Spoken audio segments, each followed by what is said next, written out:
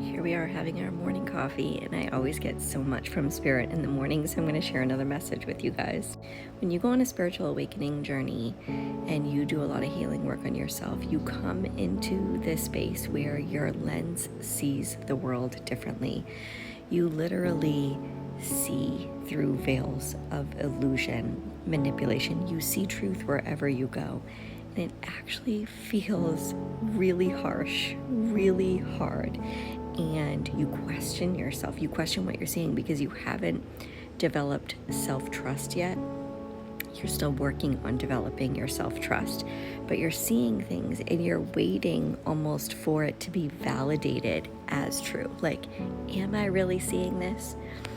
And then when it is, that's when you start to develop that trust in yourself and in that lens. But it doesn't make it easier to be able to see with that lens. It actually, in the beginning, can feel like a curse. Like you want to go back to the old version of yourself that didn't see truth, that lived beneath the veil of illusion. It's kind of the ignorance is bliss. You want to go back to that version of yourself that was none the wiser of the ways of the world, of what you're seeing. But there's something inside you that can't. And then there's this season where you may have this fire inside of you where you want to speak it, you want to put it out there, you want to out it.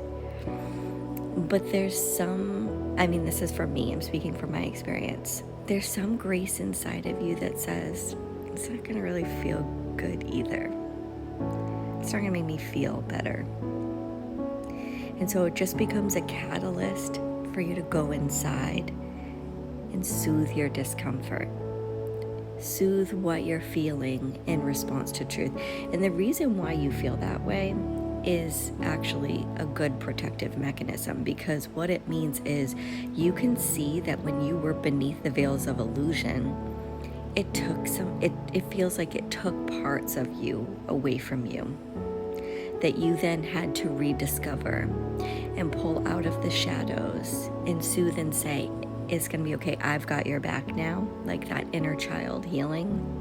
And then you had to reintegrate those parts into your identity and who you were. So you come with this purpose of, I want to out the truth because I want to save others. I don't want them to have to go through that. But the more you try to do that, the more you'll realize you can't get people to see with your lens. And so then you go inside and you start to just soothe yourself and regulate yourself. And then here's part of the journey that no matter where you are on that spectrum, and maybe you're where I am on that spectrum now, as you get to this place where you can witness truth and you can just be a mirror reflection of what needs to be seen, without being aggressive or shameful. Because the realization is that a lot of the world that exists beneath veils of illusion is not consciously aware of it. And you can't shake people awake to see it. They have to go through their own process to see it. So the best thing that you can do is stay in your grace, stay in your authenticity, stay in the truth of what you know to be true. Be a mirror reflection of that. You're never going to get people to align with the frequency of truth through shame, because it's shame that keeps us beneath the veil of illusion. So the more you in shame, you're not going to heal them into truth, because it's healing that brings people into truth. And I know this because that was my own journey. Healing the parts, the shadows that are in shame or that are in self-doubt, that are not in trust. So you're never going to get other people to see by doing that. You have to just become a mirror of healing, a mirror of truth, a mirror of grace, a mirror of self-trust. That is your best shot, and that is not a guarantee either.